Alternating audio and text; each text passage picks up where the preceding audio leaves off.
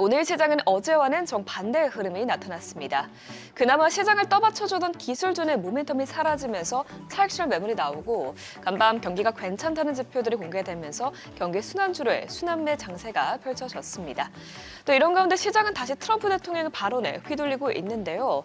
트럼프 리스크에 급락하던 방산주도 밤사이에는 다시 상승세로 돌아섰습니다. 이에 기술주 중심의 나스닥 지수만 홀로 하락했는데 마감 상황 보면 다우지수와 S&P 500 지수는 각각 0.55%, 0.01% 상승한 가운데 나스닥 지수는 0.44% 떨어졌습니다. 빅테크 기업은 대부분 상승 열기가 빠졌습니다. 엔비디아는 중국 정부가 이르면 1분기 안에 엔비디아 H200칩 구매를 승인할 것이라는 소식에도 결국에는 2% 넘게 하락했습니다. 그동안 CES 2016 이벤트와 또 삼성전자의 잠정 실적 발표로 생성됐던 기대감이 빠지면서 엔비디아를 비롯해 반도체 기업들이 대부분 약세를 보이는 것으로 풀이됩니다. 또 애플은 오늘 0.5% 빠지면서 7거래일 연속 약세 이어갔고요. 마이크로소프트도 1%가량 빠졌는데요. 다만 이런 하락장 속에서도 알파벳은 탄력적으로 움직였습니다. AI 경쟁에서 구글의 제미나이가 오픈 AI의 챗GPT를 뛰어넘을 것이라는 평가가 나오는 것이 호재로 작용했는데 켄터피 제럴드는 AI 시장 내 제미나이의 점유율 확대가 가속화될 것이라면서 목표 주가를 기존 310달러에서 370달러로 상향 조정하자 오늘 알파벳 주가는 1.11% 강세 나타냈습니다. 시청 6위부터도 보면 반도체주들의 대체로 조정이 나오면서 오늘 브로드컴 주가 3% 넘게 급락했고요. 오늘 장에서는 한동안 강세를 보이던 헬스케어 업종 전반에서도 차익 실현 매물이 출회되는데 이에 따라 일라릴리도 2%대 내림세 나타냈습니다. 오늘 주목해볼 종목은 방산주였죠. 트럼프 대통령이 어제는 방산업체들에게 자사주 매입과 배당금 지급을 금지해야 한다고 언급했는데요. 오늘은 국방비를 증액해야 한다고 말하면서 방산주들이 급반등했습니다. 간밤 소셜미디어의 트럼프 대통령은 2021년 국방 예산을 1조 달러가 아니라 50%가 늘어난 1조 5천억 달러가 되어야 한다고 말했는데 이 소식에 로키드 마틴과 노스럽 그라만 주가는 상승세로 돌아섰죠. 이렇게 시장은 트럼프의 발언에 최근 큰 변동성을 보이고 있는데 이외에도 오늘은 트럼프 대통령의 상호관세 적법성 판단이 나올 가능성이 제기되고 있습니다. 만일 트럼프 정부가 패소할 경우 수입업자들에게 환급해야 할 관세가 1,355억 달러에 달하기 때문에 이와 관련해서 자산시장이 요동칠 수 있는 점 주의해서 봐야겠습니다.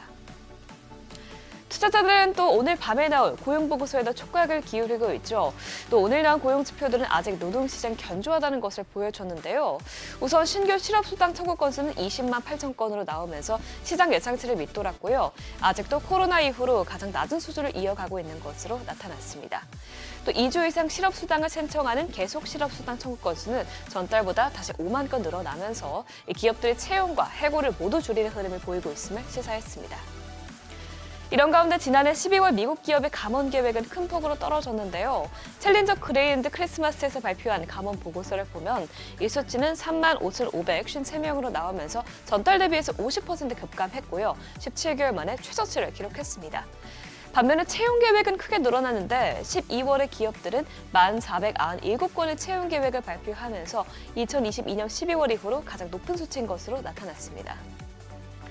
한편 미국의 노동 생산성은 급증했습니다. 이 제품 한 개를 만들 때 필요한 비용인 단위 노동 비용은 2% 가까이 줄어든 가운데 노동 생산성은 4.9% 급증하면서 2023년 3분기 이후로 가장 높게 나왔습니다.